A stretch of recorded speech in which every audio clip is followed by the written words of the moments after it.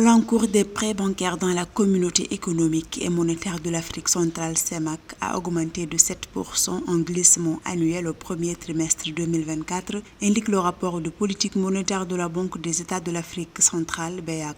Ainsi, les banques de la CEMAC ont accordé des crédits d'une valeur totale de 10 586 milliards de francs CFA.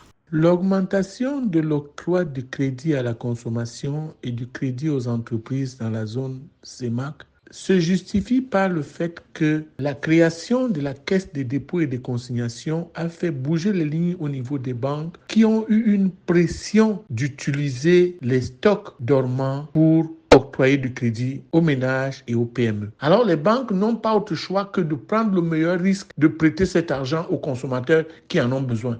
Cette hausse notable du volume des crédits octroyés aux banques dans la zone CEMAC est le fait des concours bancaires au secteur privé non financier avec une contribution de 4,8 points et aux entreprises publiques non financières avec 1,9 point de contribution d'après la Banque centrale. Le marché financier de l'Afrique centrale a besoin de pousser les PME à la productivité et à la semi-industrialisation. Ceci passe d'abord par l'accès au financement. Et cet accès au financement va nécessairement permettre aux acteurs économiques de créer plus d'emplois, plus de richesses. Mais je pense que les banquiers vont être prudents dans les choix. Mais il faut absolument prendre ce risque pour décoincer l'économie actuelle.